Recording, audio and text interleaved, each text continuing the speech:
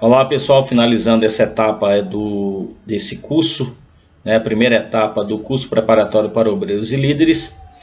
Então aqueles que estão vendo esse vídeo como o primeiro vídeo, não esqueçam de ver no nosso canal ou através do nosso site todos os outros vídeos, E agora, como última parte, nós vamos falar de alguns oficiais, os diáconos, diaconisas, presbíteros e levitas. Vamos começar a tratar sobre o diácono. Existem algumas denominações aí que aceitam como este oficial apenas homens, outro homens e mulheres. Aqui eu vou tratar da função e começando com esta palavra no grego. Diáconos no grego significa ministro, servo, ajudante, e ele denota uma categoria de obreiro dentro da obra assistencial, da obra cerimonial. Ele é um preservador, um orientador, um servidor. Então o diácono significa isso: orientar, preservar, servir em essência. Mas claro que se engana quem pensa que a instituição do diaconato está definida lá em Atos, no capítulo 6, que é onde comumente as pessoas checam o diaconato. O vocabulário e dentro da essência do vocábulo para diácono, esse texto, ele na verdade não é um termo técnico, ele tratando apenas como servidor incumbido de distribuir os fundos a viúvas e necessitados. Então, quando a gente observa o vocábulo para diácono, parece então que a única função é distribuir fundos para viúvas e necessitados. Mas, se fôssemos partir desta aplicação do texto, logo concluiríamos que a função dos diáconos seria dentro desse limite. Mas devemos ter um cuidado, até porque o cuidado com as viúvas, o cuidado com os necessitados era uma atribuição e é uma atribuição da igreja de forma geral. No entanto, esses oficiais foram destinados para aliviar as cargas dos próprios apóstolos.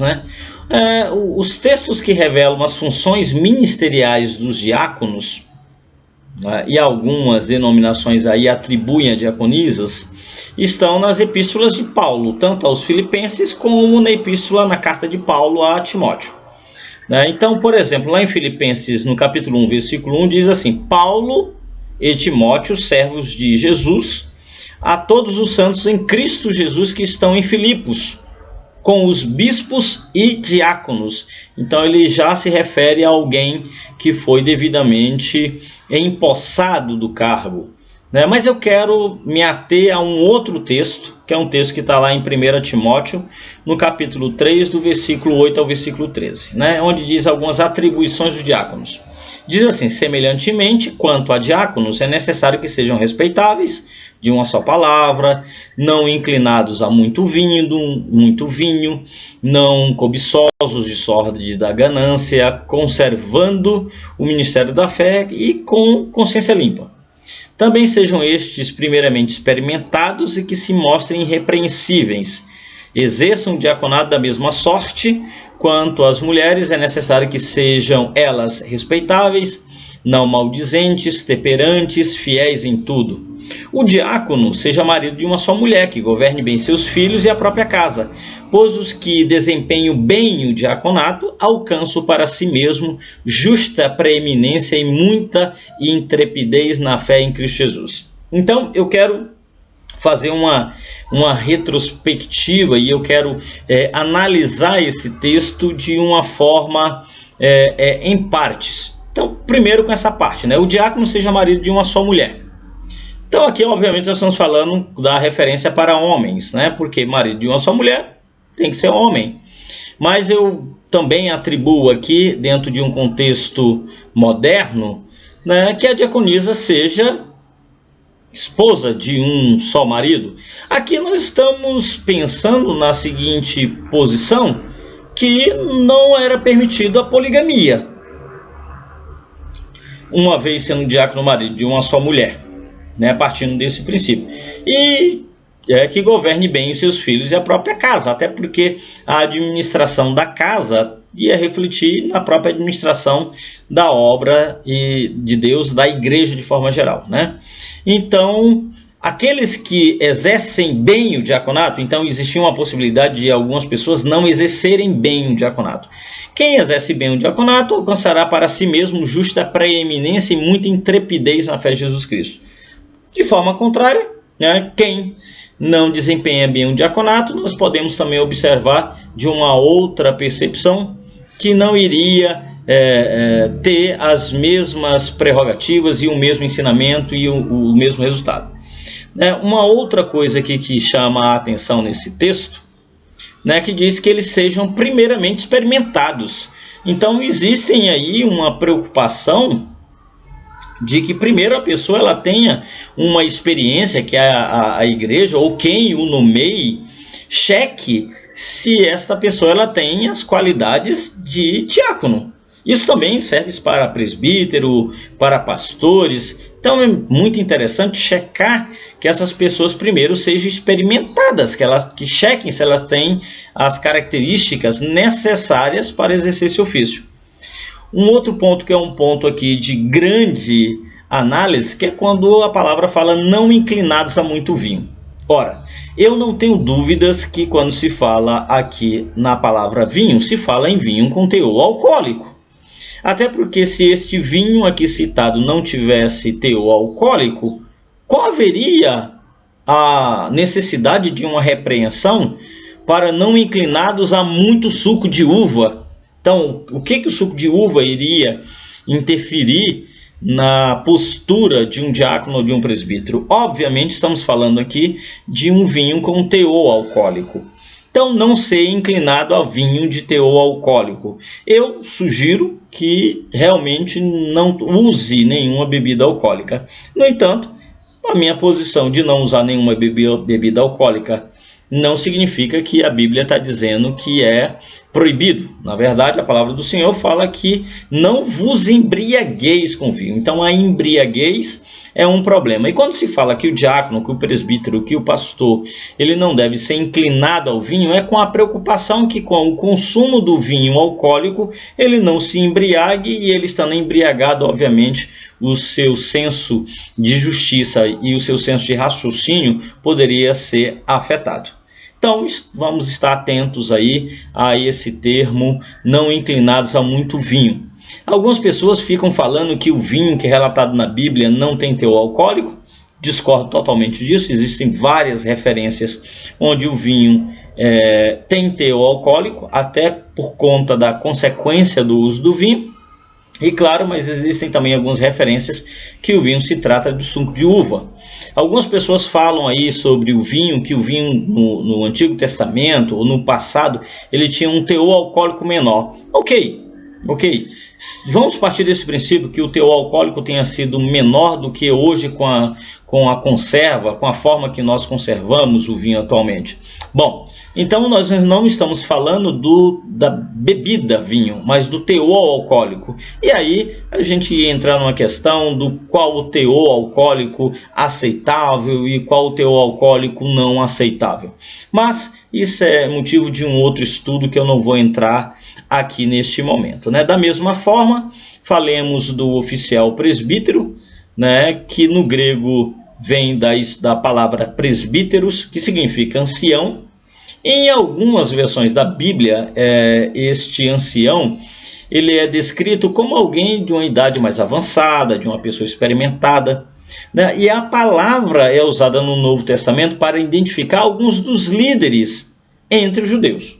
Por exemplo, no livro de Atos e nas epístolas, nós conhecemos vários homens que estavam pastoreando ou supervisionando as igrejas locais, e eles foram frequentemente chamados de presbíteros. Como, por exemplo, lá em Atos 11:30, Atos 14:23, Atos 16:4, Atos 20:17, Atos 21:18, né? Primeira carta de Paulo a Timóteo, no capítulo 5, versículo 17 e versículo 19, lá em Tito, capítulo 1, versículo 5, ou em Tiago, capítulo 5, versículo 14, e também, né, fundamental esse texto, que é de 1 Pedro, no capítulo 5, versículo 1. Também na segunda carta de João, no capítulo 1, e na terceira também de João, no capítulo 1. Então, necessariamente, esses cristãos eram mais maduros na congregação, e ele usava o seu conhecimento e a sua experiência para servir como modelo e ensinar o povo de Deus. Então, o presbítero, ele também tinha a função de apacentar, ele tinha a função de conduzir as ovelhas. A palavra do Senhor fala que o próprio Pedro, que foi designado para fundar e construir ou direcionar a igreja de Cristo com base na própria expressão de Cristo, e aí partimos para o cristianismo, ele próprio se denomina presbítero. Então a função do presbítero era de vital importância, tanto no Antigo Testamento, como no Novo Testamento, como nos tempos modernos. Então devemos aí estar atentos a estas pessoas que exercem o ofício de presbítero, né? Com todo respeito. E depois, na parte 5, nós vamos falar sobre as atribuições e as características desta pessoa, desse cristão que vai exercer o presbiterato. E finalizando, vamos falar dos levitas, né? Então o levita surge como uma ordem do Senhor dada a Moisés, que era que os levitas não só ministrariam no tabernáculo, mas também cuidariam dos utensílios do tabernáculo. Ou seja, a função de um levita não é apenas cantar ou tocar. Equivocadamente, as pessoas atribuem a função de levitas a instrumentistas, vocalista, mas o levita, ele é tesoureiro, ele cuidava dos utensílios do templo e etc. Então, o ato de ministrar vai muito além das notas musicais, ou da melodia, ou das vozes perfeitas que às vezes encantam multidões, né? Ser um levita é ter sobre seus ombros a responsabilidade de estar à frente do povo de Deus, não só levando-os à adoração, mas também os abençoando. Assim como os pastores fazem, o levita também tem a autoridade, tem a função de abençoar o povo de Deus, né? Foi aos levitas que Deus confiou este ministério, né? Que levem com temor e com tremor diante de Deus, onde quer que estejam, não só como instrumentistas e cantores apenas, mas como profetas, mas como pessoas que estariam abençoando o povo de Deus. Ser um levita é, acima de tudo, adorar a Deus, né? Com todo o seu ser. Ser levita é ser fiel a Deus em todo o tempo, né? Em toda atitude, em cada pensamento, em cada momento da vida, né? Um levita deve ser voltado para a realização da vontade do Pai, não somente com cânticos, mas também com danças. E aqui eu quero deixar um parênteses com relação às danças. Dançar não é pecado, no entanto, nós devemos perceber se existem danças no culto público. Então, as referências sobre danças, nenhuma delas está relacionada à dança durante o culto público, tá? E isso nós vamos estudar lá na frente, quando a gente for falar sobre levitas e sobre danças e sobre usos e costumes, etc. Mas o levita, ele também não tem nenhum problema da dança. E eu quero deixar aqui uma preocupação, que o levita ele tem que estar em comunhão, sem permitir, sem deixar que atitudes externas façam parte da sua vida e dos seus modos, né? Então, os levitas, eles não eram só músicos. E eu quero deixar aqui de uma forma bem rápida, porque os nossos vídeos tendem a ser mais rápidos. Lá em 1 Crônicas, no capítulo 9, versículo 26, versículo 28, versículo 29, versículo 31, versículo 33, fala bastante sobre levitas.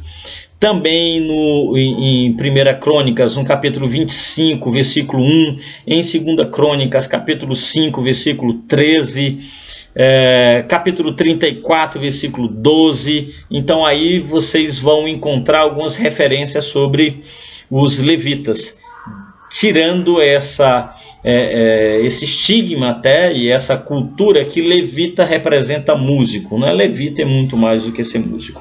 Bom, estamos finalizando essa etapa. Muito obrigado aí por ter acompanhado os nossos vídeos. Qualquer dúvida, entre em contato através do nosso e-mail, portalinstruir@gmail.com.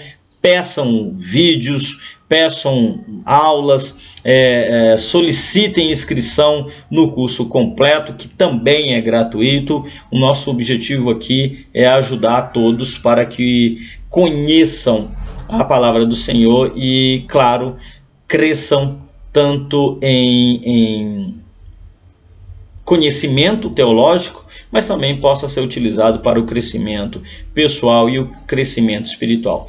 Tenham todos uma ótima tarde, muito obrigado pela oportunidade, desejo sucesso a todos nessa caminhada e que Deus abençoe em nome de Jesus Cristo.